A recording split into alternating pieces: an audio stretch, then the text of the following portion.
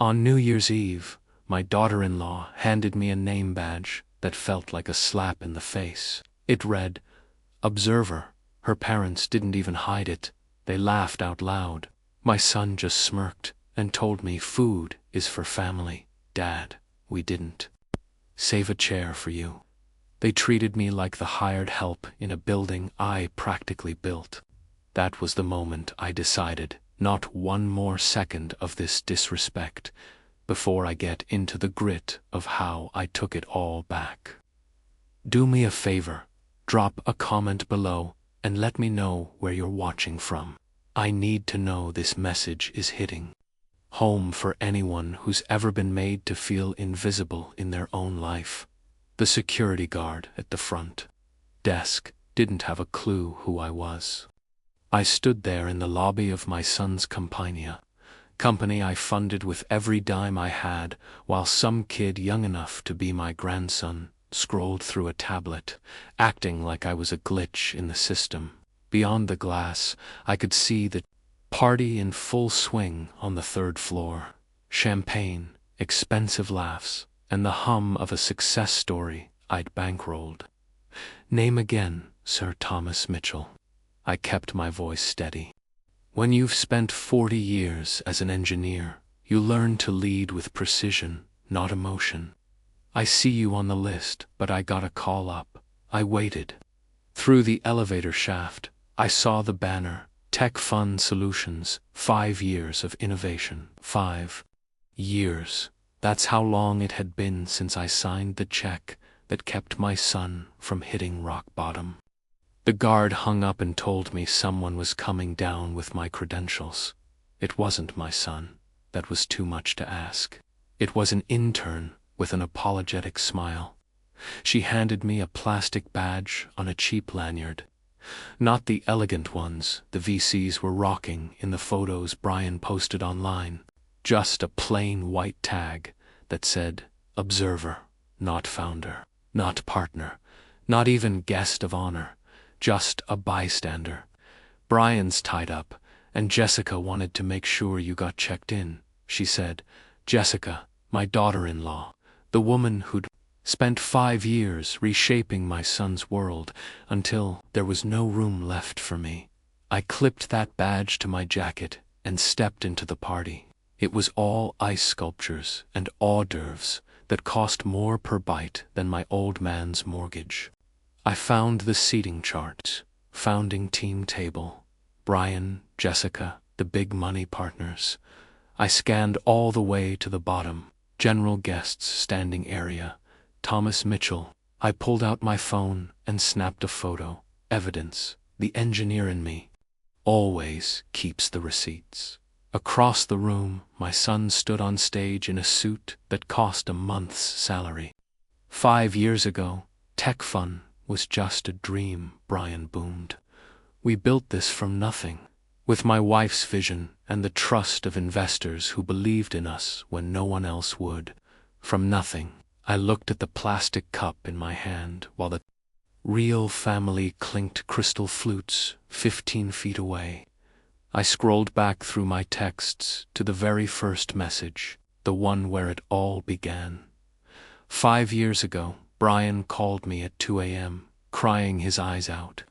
Dad, I don't know what to do. Jessica's pregnant, we're getting evicted, and every investor laughed me out of the room.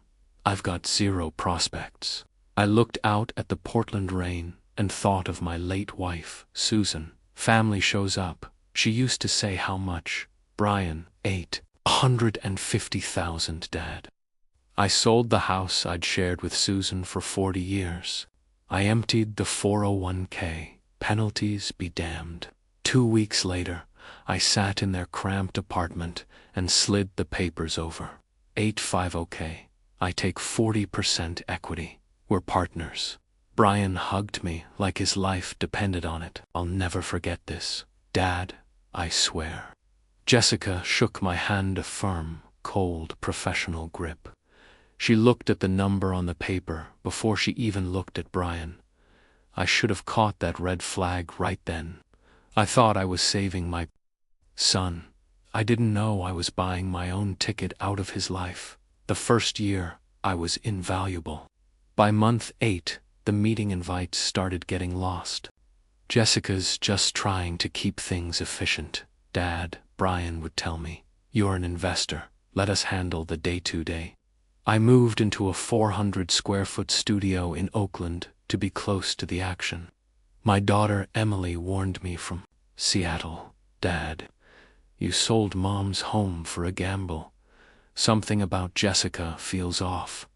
I told her she was wrong. I was lying to her and to myself. By the second year, I was the silent partner. I'd never agreed to be silent, but Jessica made sure my voice was muffled. I found the truth by accident 8 months ago while babysitting the grandkids. Jessica's laptop was open, Series A, dilution strategy, confidential. The plan was cold-blooded. They were bringing in $5 million in new money. To make room, they weren't just diluting everyone, they were targeting me. My 40% stake was being squeezed down to 12%. And at the bottom, the kicker, minority buyout option. They wanted to pay me $180,000. I'd given them $850K to survive. Now that they were worth millions, they wanted to buy me out for less than a quarter of what I put in. I took photos of every single page. The New Year's Eve party wasn't just a celebration, it was the night.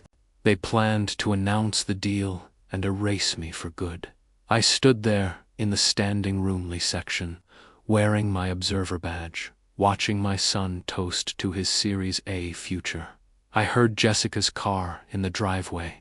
I moved fast, wiped that juice stain off the rug, and closed her laptop like I'd never seen the poison inside it. By the time she walked in with the grocery bags, I was back on the floor with the kids, building another block tower like a good, quiet grandpa. How were they? She asked, with that practiced smile.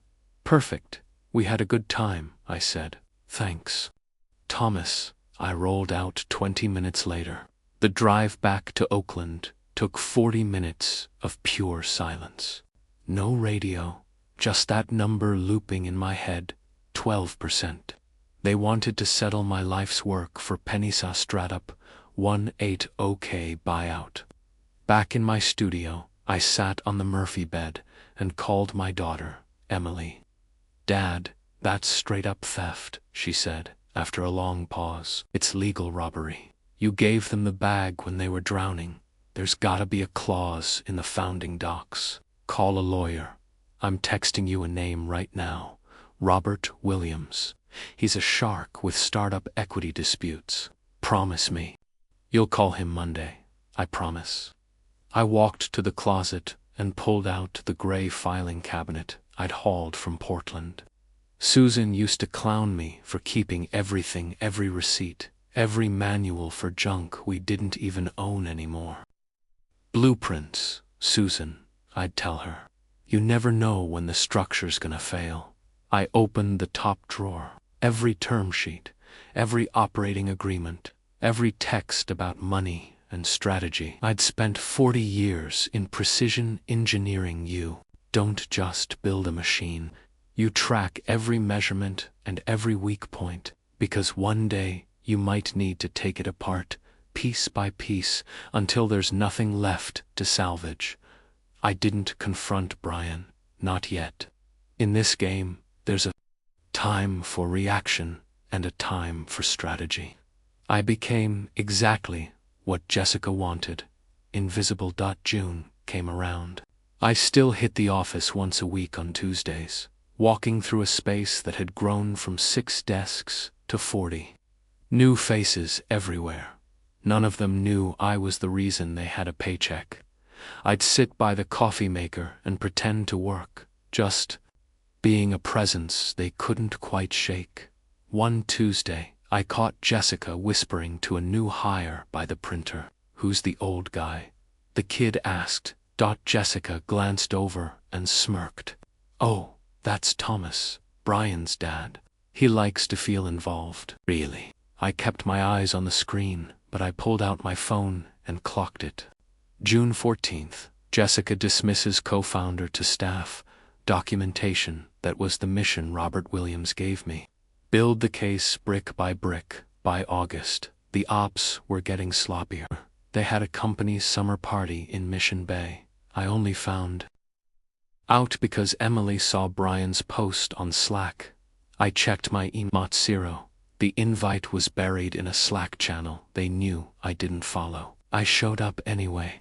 I stood by the food table, watched them play couldn't hold, and ate my burger, standing up, because every seat was taken. Jessica waved but didn't come over. Brian squeezed my shoulder. Dad, didn't know you were coming. Glad you made it. Then he dipped. To go talk to someone who mattered. By September, I was meeting Robert at a coffee shop in Jack London Square once a month. He'd nod at my folders.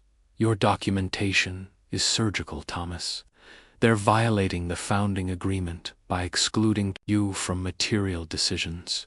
You've got the leverage. Now we wait. When do we pull the trigger? When they make their big move. They'll announce the Series A, make a huge show of it. Let them commit 100% before we pull the thread. They can't close without your signature as a 40% stakeholder. They forgot they still need you. November hit. Brian called me, sounding awkward. Hey Dad, New Year's Eve, big company party. Formal, you'll get an invite. But I wanted to give you a heads up. It's a corporate vibe. Professional. I understand. I'll be there.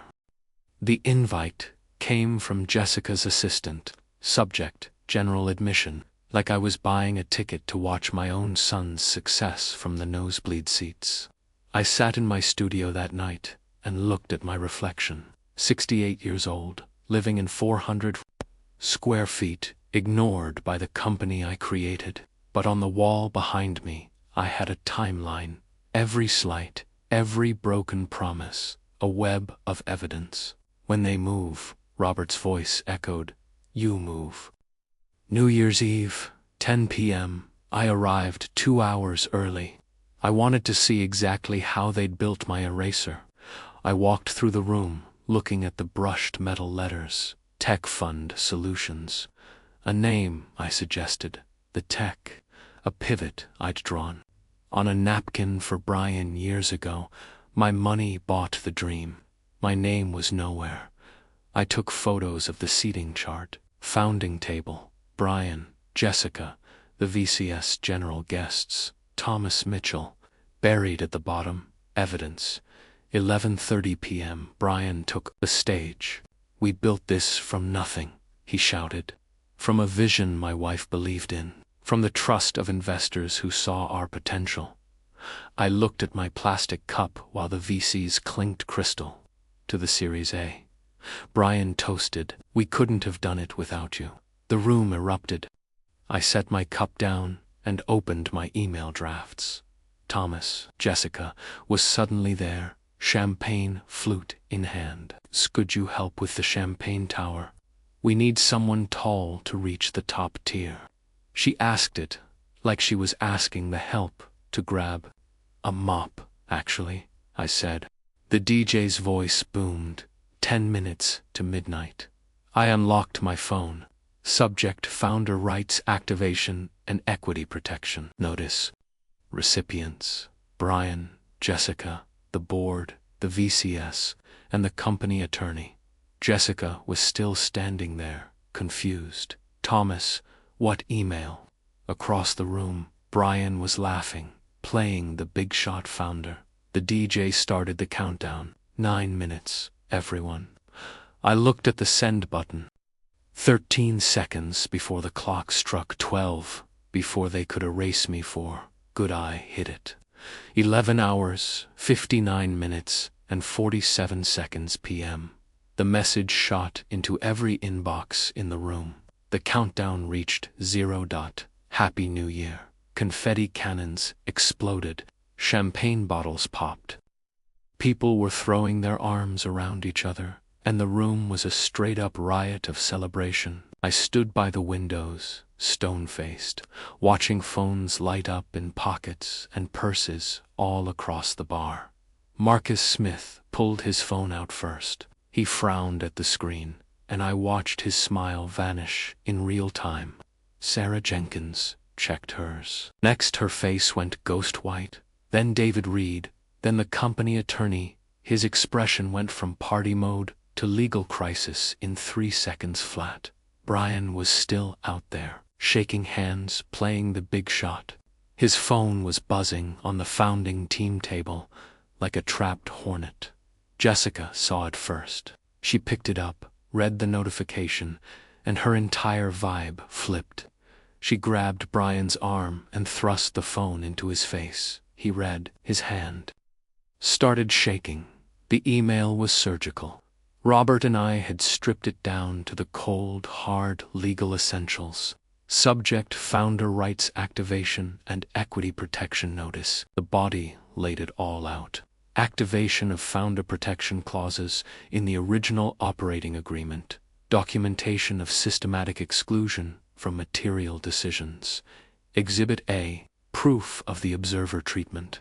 Exhibit B, evidence of attempted dilution without consent. The kicker. Notice that the Series A cannot close without the explicit written approval of the 40% equity holder, Thomas Mitchell. Legal action was promised if terms weren't met in 10 business days. At the bottom was Robert's signature on the law firm letterhead.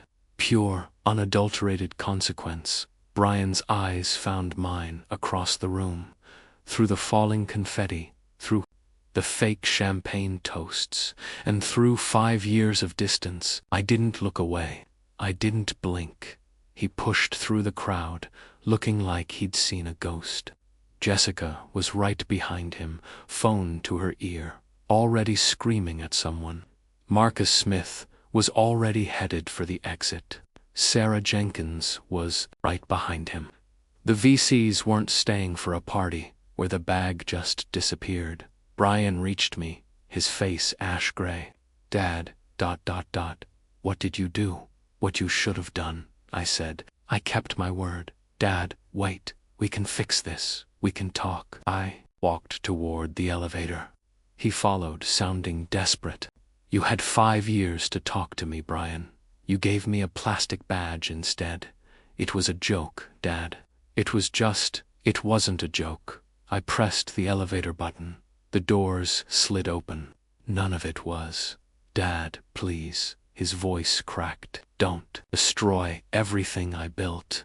I looked at him, at my son, at the man who'd taken my house, my retirement, and my pride, and decided it wasn't enough to remember where it all came from. I didn't destroy anything, I said. I just stopped letting you pretend you built it alone. The doors closed.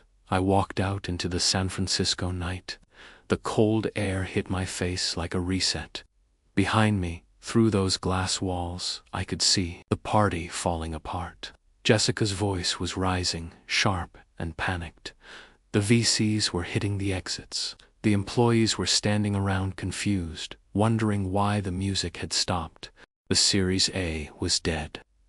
The company couldn't raise a dime without my approval, and I wasn't giving it. I got in my car and sat there with my hands on the wheel. 5 years of being erased. 5 years of watching my son forget who made his dream, well, possible. I started the engine. For the first time in half a decade, I felt light.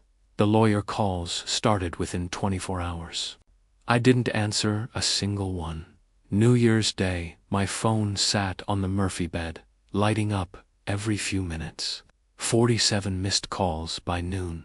Brian called 23 times. Jessica, 12. The company attorney, 8. I just made my coffee and watched the fog roll across Oakland through my window. I ignored every buzz. Then I called Emily. Dad. She picked up on the first ring. Are you okay? I did it. Her voice was firm. Stay with us, and I mean it. Dad, not a visit. Come home, for real. I looked around that 400-square-foot studio that never felt like home. Okay. January 3rd, I met Robert Williams. At his office, he was grinning when I walked in. The VCS pulled out, he said. All three firms. Without their backing, Tech Fund is in a tailspin. The company is in limbo until they resolve your position. What's their play? Jessica's pushing for litigation, wants to challenge the original agreement. But Brian, he's caught in the middle. He called yesterday, begging for a way to work this out. Robert shook his head. I told him it's too late for negotiation. Without capital, that company is dead in the water. Maybe 6 months of runway left, Robert said over the phone. I nodded to the empty room, feeling nothing but a cold, clean clarity. January 6th, the Shark called back with the endgame. A competitor, one of the outfits Tech Fund had been trying to outrun for years, wanted in. They offered $1.7 million for my 40% stake. They want the tech, Tom Williams explained. The team, they're secondary. Tell M $2 million, I said. My voice like gravel, and tell M they keep the grinders, the real engineers, but Brian and Jessica are out. $2 million, or I sit on these shares and watch the whole ship go under. Williams didn't even argue. He made the call, and the competitor folded in 60 minutes. On January 8th, the deal closed. $2 million hit my account, plus the 2.80K from my retirement. $2.28 million total. I'd given my son 8.50K to let's save his life. 4 years later, I was walking away with nearly triple that. But for the first time, it wasn't about the bread. I typed out, "You had 5 years." I stared at the screen, then deleted it. I didn't need the last word. I just blocked the number. Some conversations are over before they even start. I stood in my empty studio, boxes stacked by the door. Everything I owned fit into the back of my car. On the counter sat the only thing I left behind, that plastic observer badge. I'd kept it as evidence not of what they did to me, but of the disrespect I'd finally refused to accept. Beside it was Susan's photo. I looked at her smile and whispered, "I think you'd be proud. I finally chose me." The drive to Seattle, what took 12 hours. I chased the dawn through California, Oregon, and into Washington. Emily called twice, just to check my 20. "Dad, the guest room is ready. But honestly, I'm thinking you stay for good." I looked at the road, stretching out toward the sound. "Yeah," I said, a real smile hitting my face for the first time in 5 years. "I think I will. This New Year's Eve, I have a seat at the, not because I bankrolled the party, but because I'm wanted there." Emily's kitchen in Ballard smells like roasted garlic and rosemary. Through the window, the Puget Sound is a dark sheet of glass. Mark is at the cutting board, actually looking at me for guidance. "Tom, more herbs, or is this good?" He's not being polite. He actually wants the insight of a man who knows how things are built. "A little more," I tell him. "Crush M first," releases the oils. He nods, tries it, and smiles. It's a small thing, a cooking question, but after 5 years of being a ghost in my own son's company, the small things are everything. Behind us, the kids are setting the table. Maya, 8 years old, keeps glancing back like she's making sure I haven't vanished. "Grandpa Tom, where do you want to sit?" "Anywhere is fine, sweetheart." "No." Liam, 11, looks at me like I've broken a sacred rule. "You have to pick. Everyone picks." I glance at Emily. She's covered in flour, smiling at me. I point to the chair next to Maya. Her whole face lights up. "Perfect. I'll make your name card." She grabs a purple marker and scrawls my name in crooked letters. 68 years old. And it's the first time in half a decade someone asked me where I wanted to be. By 11:30. The table is a wreck of crumbs and empty glasses. I step outside into the sharp, cold air. A ferry moves south across the water, a steady light in the dark. "You okay, Dad?" Emily slides next to me with 2 coffees. She doesn't ask if I want one. She just knows. "Yeah, I'm good." "Brian called yesterday," she says quietly. I don't react.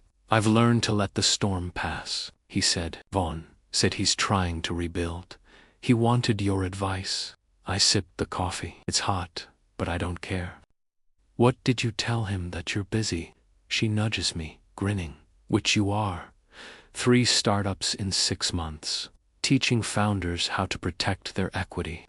"You're the busiest man I know." She's right. I've been rebuilding quietly.